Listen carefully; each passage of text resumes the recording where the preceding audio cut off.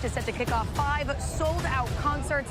I'm Maggie Rulli. You're streaming ABC News Live. Tonight, breaking news as we come on the air. Kamala Harris and Donald Trump both in Pennsylvania at this hour. And the new ABC News poll tonight, what it shows, where this race stands. Also tonight, after dangerous misinformation about FEMA's response to the hurricanes, now the threats, and tonight an armed suspect under arrest. And the images coming in, the deadly commuter train accident outside New York. First tonight, 22 days now until Election Day, Vice President Kamala Harris and former President Donald Trump in the must-win state of Pennsylvania. Kamala Harris in Erie, Donald Trump outside Philadelphia. And the new ABC News poll tonight, what it shows just 22 days before this election. Also tonight, after dangerous misinformation about FEMA's response to the hurricanes, now the alarming threats against FEMA workers. And tonight, news coming in, the armed suspect under arrest with multiple guns. New accusers coming forward against Sean Diddy Combs, including one man who claims he was assaulted when he was just 16. Tonight, the 2 young girls killed while hiking one of their phones with key evidence, according to authorities. And investigators now say the defendant confessed more than 60 times behind bars. Tonight, how many jurors have just been selected? Tonight, the U.S. deploying 100 U.S. troops to Israel to help operate a new missile defense system as Israel prepares to retaliate against Iran. Back here in the U.S. tonight, the images coming in of that deadly commuter train accident, a tree falling onto the train outside New York City. At least 1 dead, many passengers injured. SpaceX tonight with a spectacular first-of-its-kind landing. Also, the suspect who tried to steal multiple planes. The major change in the weather, could it bring the first frost of the season? And you'll see the pandas coming to America. From ABC News World Headquarters in New York, this is World News Tonight with David Muir. Good evening. It is great to start another week with all of you at home. We begin tonight with the race for president. Just 22 days until the election. Early voting, of course, underway. Millions have already voted. Tonight, Vice President Kamala Harris and former President Donald Trump both in the must-win state of Pennsylvania. And this evening, the new ABC News poll that shows this is a very close race nationally. Harris 50, Trump 48 among likely voters. But it all, of course, comes down to the key battleground states this election. Kamala Harris in Erie, Pennsylvania at this hour, making her case on the economy, arguing her policies will help middle-class families, reaching out to black voters in particular, a key constituency both campaigns are looking to reach. Former President Trump, after spending the weekend doubling down with his anti-immigrant rhetoric and suggesting he would use the military against his foes, tonight turning to the economy as well. It comes as inflation and interest rates come down, and tonight another record high in the stock market. The Dow closing above 43,000 for the first time ever today. Mary Bruce leading us off on the state of this race. She's in Erie, Pennsylvania tonight. Tonight, 22 days until the election, and Vice President Kamala Harris and former President Donald Trump are both in the must-win state of Pennsylvania. Our new ABC News Ipsos poll tonight showing the race in a dead heat nationally. Harris 50, Trump 48 among likely voters. But this election will be decided in the key battleground states where the race is also essentially tied. Tonight, signs Harris is closing the gap on the economy as inflation and interest rates are coming down and the stock market hitting another all-time record high today. The Dow up 200 points, closing for the first time above 43,000. Trump tonight outside Philadelphia is turning to the economy. You've been eaten alive with inflation, and all I'm doing is getting you back to even. Harris tonight focused on the economy, too. In western Pennsylvania, making the case that her policies will help middle America and trying to reach out to black voters. Stopping at a black-owned business in Erie today. She's upping her outreach to black men in particular, a key constituency for Harris. There's a very big difference between Donald Trump and how I will be president of the United States. And I cannot impress upon people enough that this is somebody, Donald Trump, who intends to take us backward. And saying this about earning votes from black Americans. Black men are no different from anybody else. They expect that you have to earn their vote. Harris also trying to reach out to conservative voters who aren't happy with Trump, now agreeing to sit down with Fox News in Pennsylvania later this week, part of a blitz of interviews. It comes as she's ramping up the pressure on Trump, questioning his age and mental fitness, challenging him to another debate, but Trump repeatedly refusing. Harris releasing her detailed medical records this weekend and asking Trump, who would be the oldest president ever to take the oath of office, why he isn't doing the same. It makes you wonder, why does his staff want him to hide away?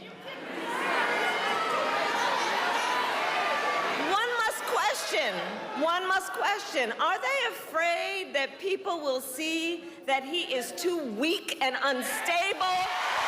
Trump's campaign instead pointing to a 3-paragraph letter his personal doctor released nearly a year ago. And tonight saying it's Harris who should pass a test on cognitive stamina. On the campaign trail, Trump this weekend stepping up his anti-immigrant rhetoric and suggesting he might use the military against, quote, radical left lunatics on Election Day.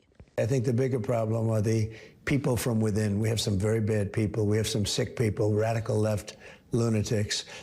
And I think they're and it should be very easily handled by, if necessary, by National Guard, or if really necessary, by the military, because they can't let that happen.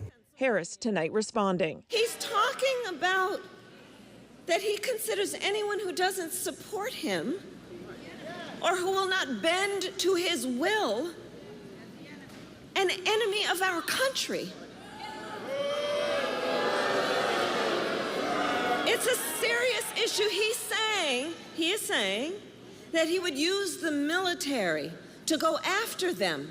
This is among the reasons I believe so strongly that a second Trump term would be a huge risk for America and dangerous. Now, this is both Donald Trump and Kamala Harris's 10th visit to Pennsylvania since Harris entered the race, showing just how important this state is to both of them. They are now separated here by less than a point, and both campaigns know their best chance to win the White House is to win this state, David. Now to the alarming threats against FEMA workers after weeks of dangerous misinformation about FEMA's response to these hurricanes. Tonight, the news coming in, there has been an arrest amid the threats targeting the workers, a suspect now arrested with multiple guns. Here's ABC's Victor Akendo. After weeks of misinformation about FEMA's response to recent hurricanes, tonight a man arrested for allegedly threatening FEMA workers in North Carolina. Threats like this forcing the agency to shift how it's responding to the disaster. Authorities arresting 44-year-old William Parsons this weekend, accusing him of threatening FEMA workers, saying he was in possession of a handgun and rifle at the time of the arrest.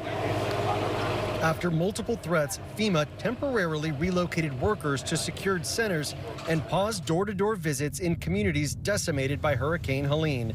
But tonight, saying normal operations have resumed. President Biden has railed against former President Trump for spreading lies about the FEMA response to the storms, suggesting there could be a political price for those lies.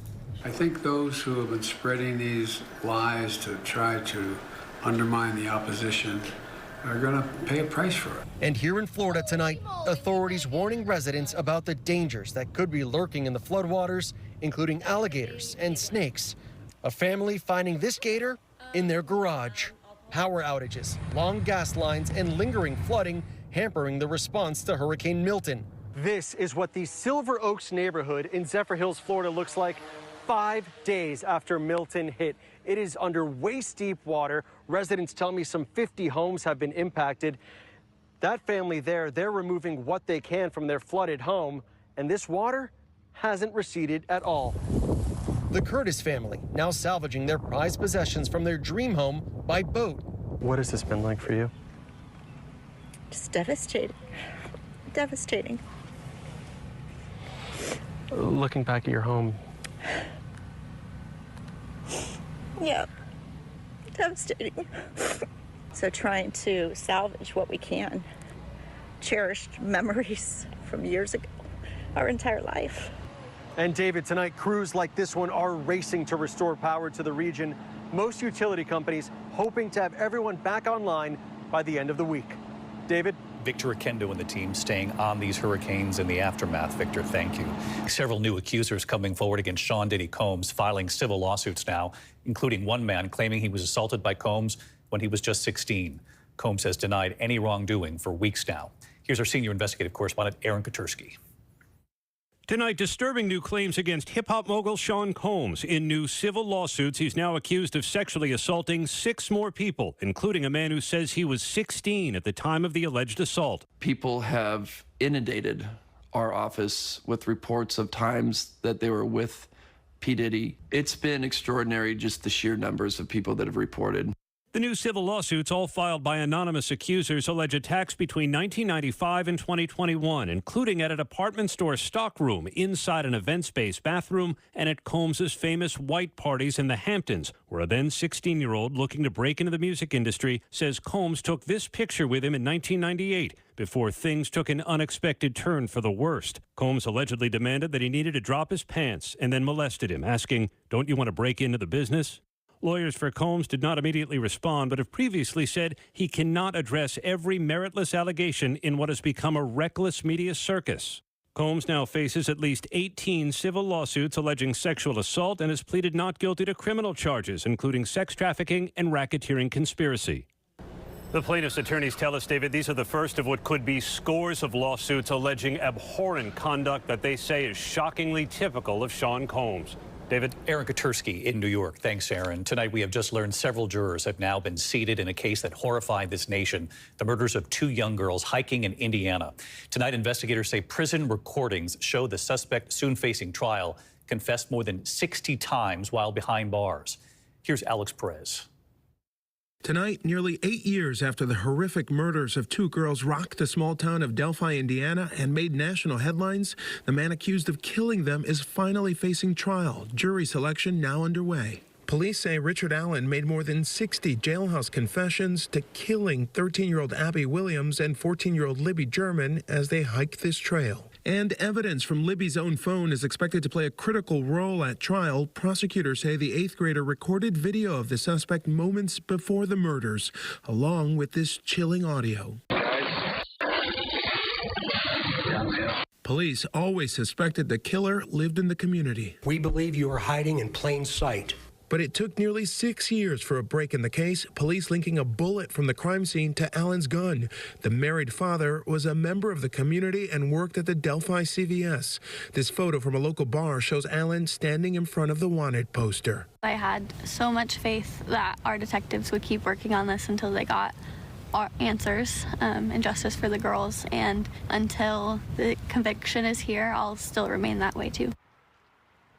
And David, Allen's defense argues his mental health was declining when he made those alleged confessions. So far, 14 of 16 jurors have been seated. David? Alex Perez on this case again tonight. Alex, thank you. We turn now to the crisis in the Middle East. Tonight, the U.S. is sending 100 American troops and an advanced anti-missile system to Israel. The move comes ahead of Israel's expected retaliation against Iran. ABC's Matt Gutman in Israel again tonight. Tonight, for the first time since the start of the war, about 100 U.S. troops are being deployed to Israel as part of an advanced anti-missile defense system. The move, a signal from the Biden administration it would help protect Israel following Iran's massive missile barrage just 2 weeks ago. That deployment comes as the Iranian-backed Hezbollah launched the most attacks Sunday and Monday since the war began, managing to pierce Israel's air defenses in a sophisticated attack on an Israeli army base deep inside Israel. 4 soldiers killed, dozens wounded. Israel now in a multi-front war against Iranian proxies, expanding its incursion into southern Lebanon to root out Hezbollah while continuing its assault on Hamas in Gaza. And in northern Gaza, the IDF ordering about 400,000 people to evacuate. The UN calling the situation there dire. It comes as Israel unleashes another aerial assault, this time hitting a tent city near an embattled hospital. In videos circulating online, the blast and what appear to be secondary explosions sparking an inferno. At least 3 killed, dozens wounded. As for the deployment of that U.S. anti-missile defense system and its 100 troops, David, I'm told it's not likely to be operational till at least the weekend. So it seems that Israel's counterstrike against Iran is not imminent. David. Matt Gutman from Tel Aviv. Matt, thank you. Back here in the U.S. tonight, and a passing to note, trailblazing activist Lilly Ledbetter has died of respiratory failure. Her life dedicated to fighting for equal pay for women. Her lawsuit against Goodyear led to the Lilly Ledbetter Fair Pay Act of 2009, expanding workers' rights. She stood behind then-President Obama as he signed it into law. It was the first bill he signed as president. Lilly Ledbetter was 86 years old. When we come back here tonight, the images coming in, the deadly commuter train accident outside New York, a tree on a train, at least 1 dead, many injured. Also, the suspect accused of trying to steal multiple planes at an airport. And the big change coming in the weather, where we could see the first major frost in a moment here.